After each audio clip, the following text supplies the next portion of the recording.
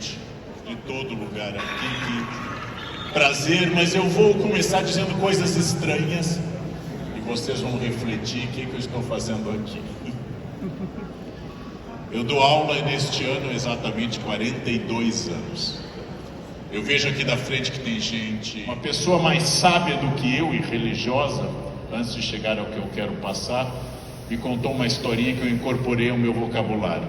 Eu dizia, eu estou dando aula para 35 alunos, eu não consigo tocá-los com o conhecimento que é a alma da minha vida. E essa professora, irmã Heloísa, disse, bem, você tem 35 alunos, Jesus teve 12, menos, né? As aulas de Jesus eram muito dinâmicas, levitava, andava sobre as águas, ressuscitava, eram aulas extraordinariamente movimentadas. Não é todo professor que anda sobre o mar, ressuscita, transforma a água em vinho. Bom, depois de 3 anos de curso integral com adultos, sem pais presentes, sem conselho de classes, ele faz uma reunião com seus 12 alunos, um deles entrega a diretoria de ensino, vende o professor. O líder da turma disse que nunca conheceu aquele professor, negou 3 vezes. E os outros fugiram. Apenas o mais novo, João, foi até a cruz. Só 1 em 12. 1 em 12. O mestre ressuscitou, decidiu dar recuperação de férias, recuperação terapêutica, 40 dias, mais milagres, mais ensinamentos.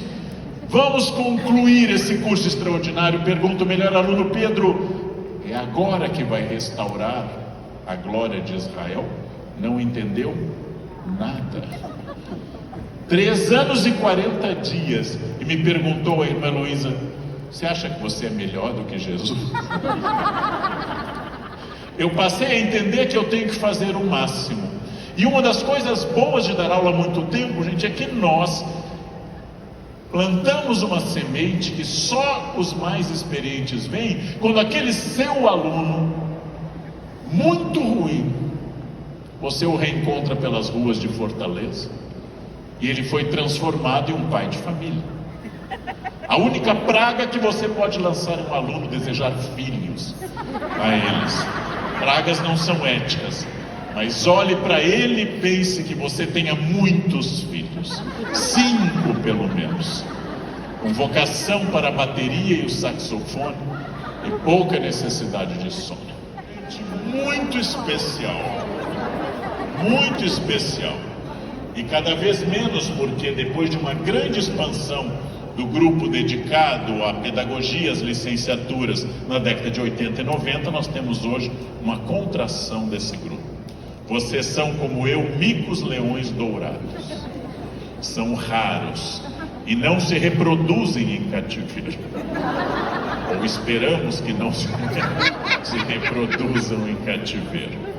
E tudo isso, gente, vai fazer com que a gente tenha que pensar o seguinte: em primeiro lugar, ensinar é uma palavra que diz respeito, ensinare significa a marcar.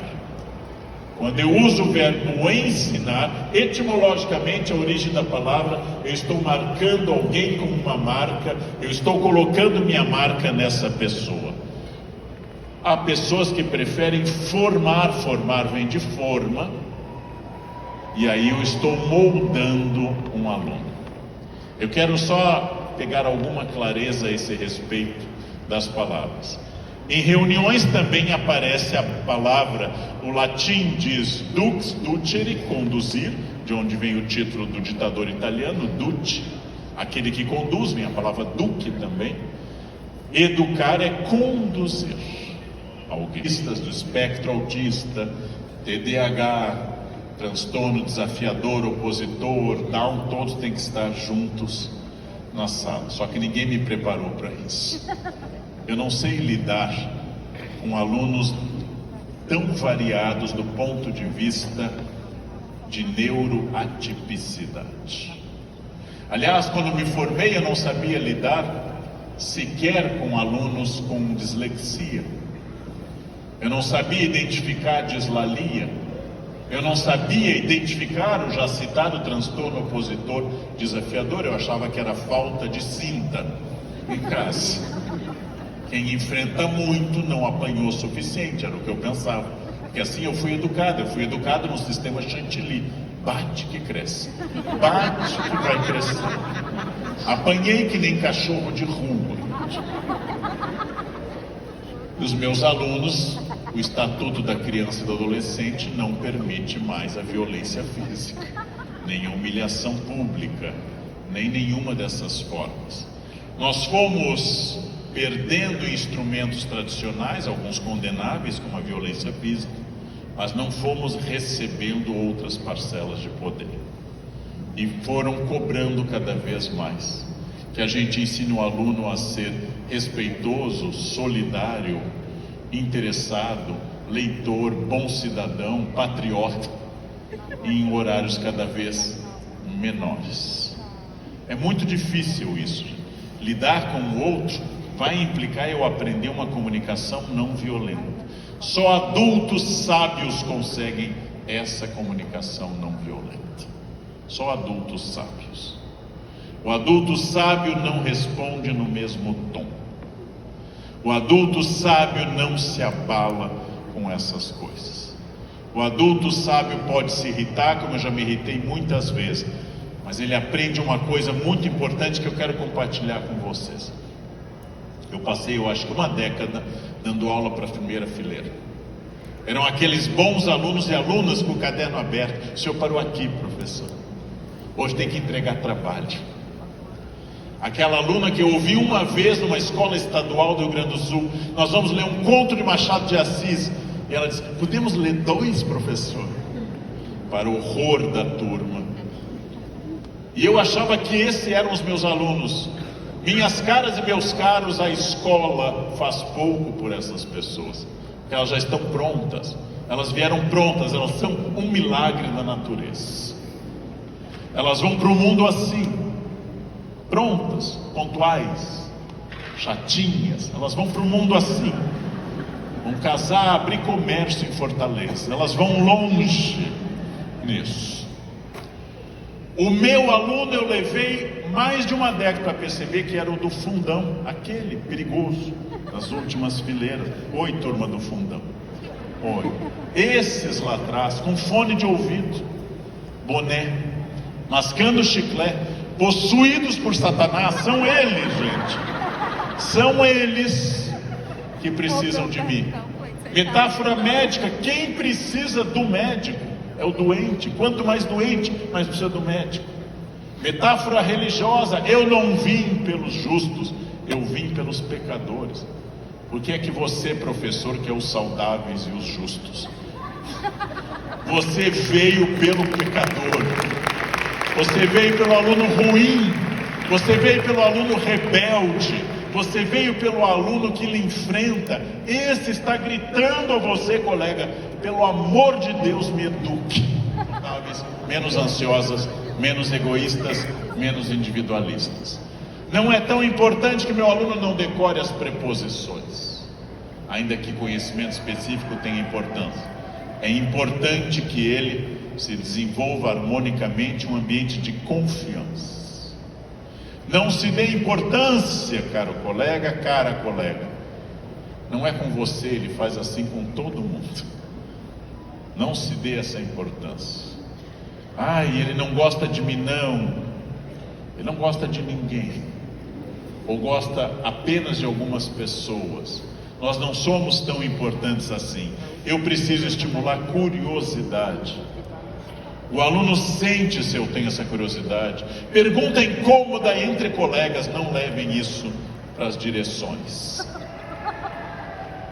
Que livros você leu da sua área no mês de setembro que se encerra? Se você não lê, como você vai incentivar alunos a lerem? Os alunos sabem disso, eles não são idiotas. Se você não aparece com livros, não comenta livros, não diz comprei um livro novo, seja lido no Kindle, seja lido no celular, seja lido em papel, o aluno sabe disso. E se você que é formado na área, é professor, é coordenador, é diretor, não lê, por que ele vai ler? Por que ele vai ler? Criatividade, concentração, diversidade. Esses são os 4 patamares de uma escola para preparar alunos para o século 22. Seus alunos estarão vivos no século 22. Você tem como meta o fim deste ano, o ano seguinte. E mais, o Brasil está envelhecendo, a previdência é insustentável com essa quantidade de idosos que nós estamos gerando. Pouca gente contribuindo, muita gente recebendo. Notícia para vocês se animarem: ninguém daqui vai se aposentar. Você chegou cedo, sentou do lado de um colega, você chegou tarde, sentou do lado de uma diretora, de um coordenador. Olha para o seu colega, essa pessoa vai lhe acompanhar até o fim dos tempos. Quando os 4 cavaleiros do Apocalipse estiverem aqui, vindos do Maranhão sobre o Ceará, vocês estarão trabalhando com essa pessoa do seu lado. Aceita, confia, entrega e agradece. Depressão. Alguém com curso superior não pode cometer o preconceito de achar que depressão é frescura. Depressão é doença. E ela atinge muito, especialmente mulheres de mais de 40 anos. Tal como lúpus, são doenças muito ligadas ao feminino. Depressão ocorre em quem trabalha muito. Ninguém parado na rede, na praia de Iracema, tomando água de coco ao pôr do sol, fica deprimido. Depressão é para quem tem jornada dupla no magistério e a jornada tripla em casa. Aí fica deprimido.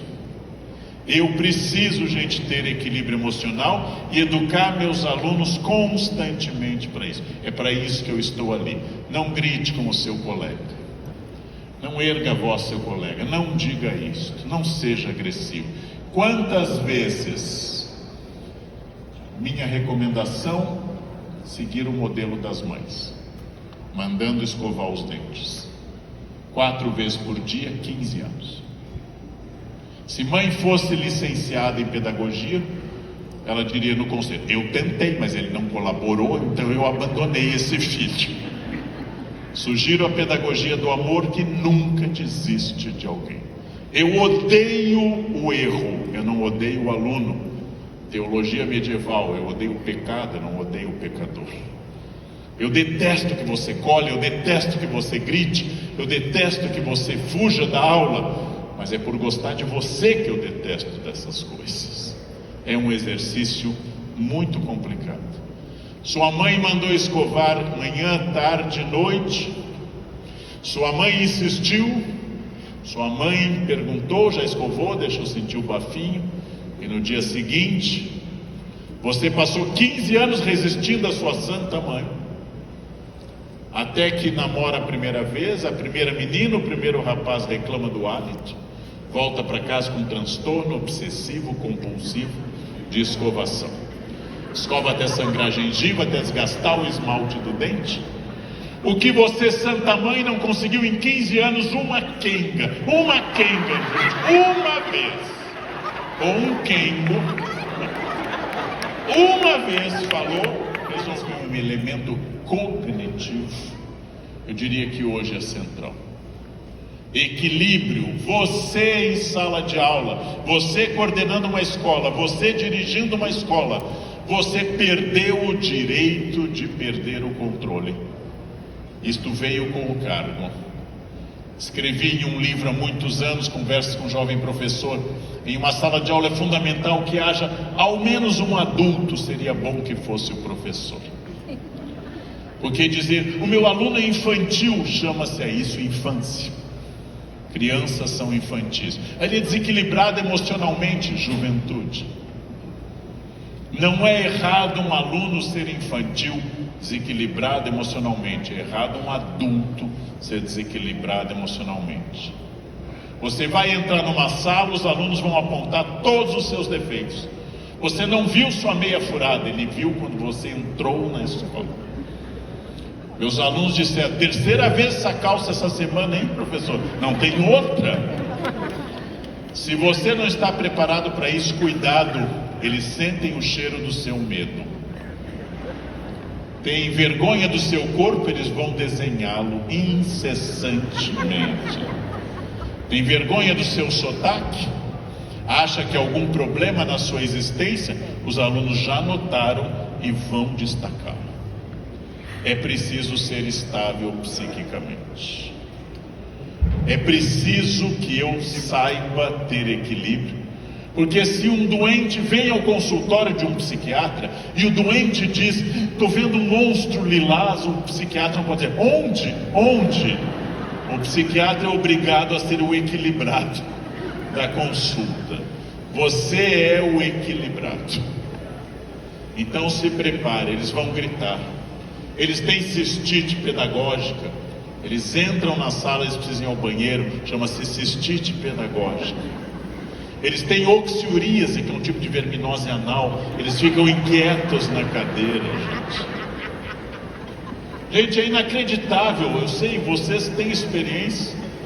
Entrei para dar aula com um tênis novo e um aluno simplesmente foi até a frente e pisou no meu pé. Batizei.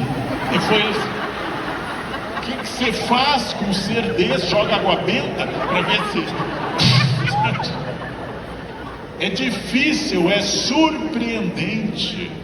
É surpreendente. E eles têm instabilidades entre eles, eles sofrem bullying. Eu tenho que cuidar até na maneira que eu faço a primeira chamada, porque os alunos são vítimas da criatividade dos pais. E quando eu pronuncio mal aquele nome com 3 T's, 4 Y's, 2 W's, oriundo de uma língua tupi extinta de algum ramo, eu não posso nem levantar a sobrancelha. Os alunos são instáveis emocionalmente. Já passei a noite corrigindo prova para entregar de manhã para eles rasgarem na minha frente quando recebe. Um aluno da universidade já bateu a porta na minha cara e gritou: careca. O que eu vou dizer para esse aluno? Retire. Eu cheguei a ele e disse: você tem olhos, isso é uma bênção. Apenas eu sou um careca especial, que é o careca que dá nota, que é um careca muito específico na pirâmide dos carecas. Diria que a quem deu aula sexta-feira, um dia como hoje, está exausto. Se você não está exausto sexta-feira, você é um vagabundo, uma vagabunda que folgou. Jovens, o magistério é um lugar de estresse. Estresse com os alunos, estresse na sala dos professores, estresse com a direção e estresse com os pais.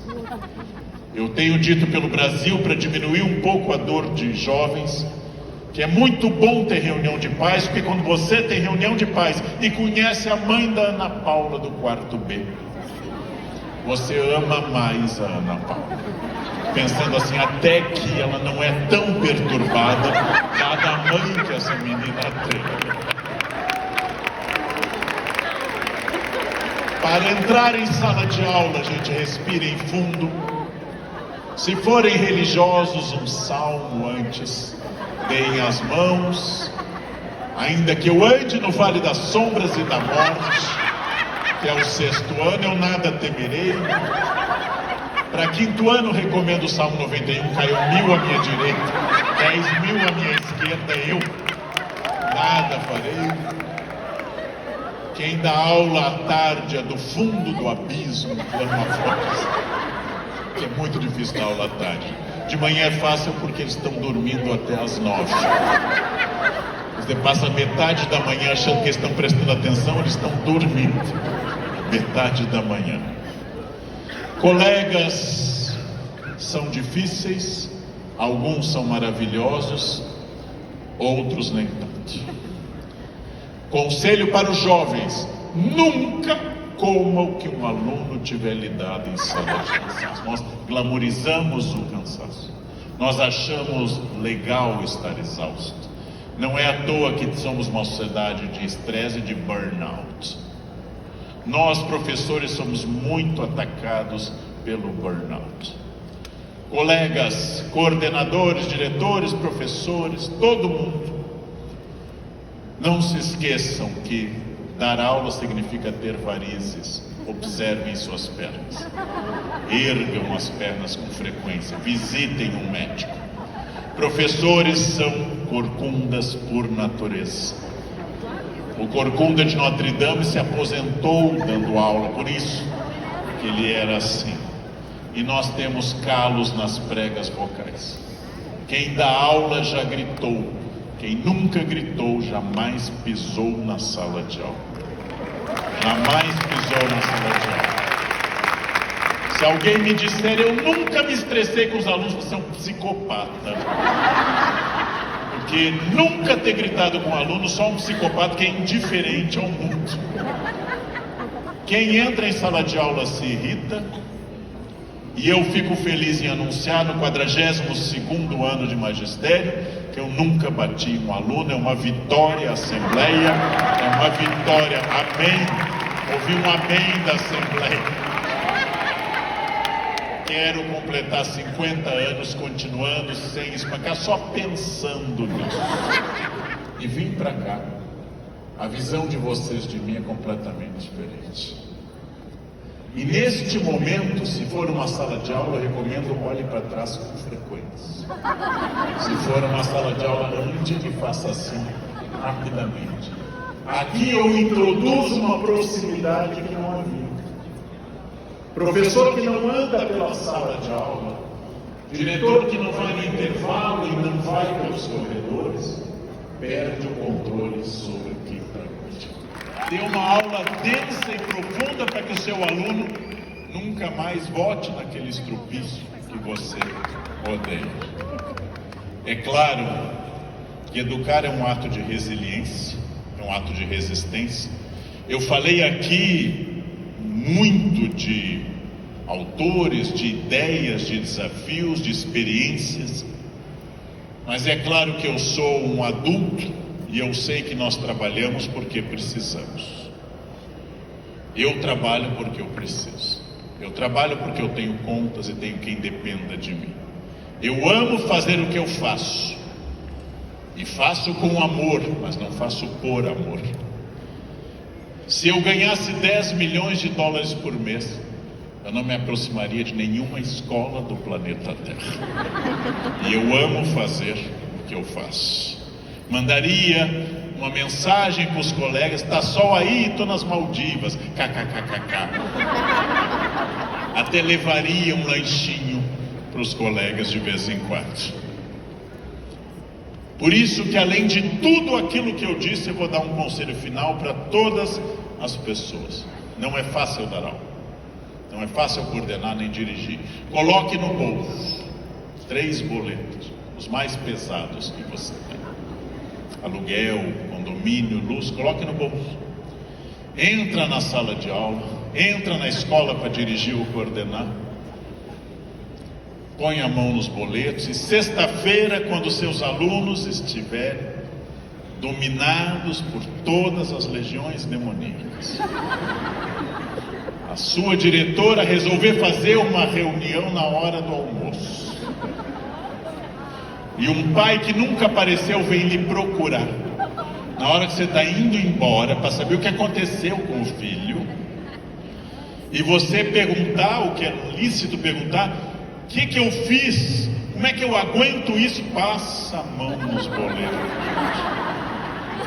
Você vai sentir uma energia subindo, gente. E essa energia vai chegar até o seu cérebro. Você nasceu errado. Se você fez licenciatura, você vem de uma família mais simples. Aristocratas não fazem licenciatura. Milionários não fazem licenciatura. Se você fez licenciatura, você não tinha dinheiro sobrando. Isso não é um defeito de caráter, pelo contrário, você achou uma profissão digna e entrou nela. Segunda chance da vida: casamento. Errou de novo, casou por amor. Terrível, casou por amor. A vida lhe deu uma segunda chance e você olhou para baixo e não para cima. Ganhou um companheiro, uma companheira fiéis para dividir um CPF fraco até o fim da sua existência. Acontece. A terceira chance para nós é trabalhar.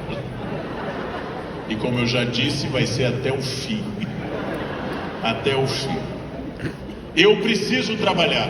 Se eu fizer de má vontade, vai custar mais fisicamente e psiquicamente.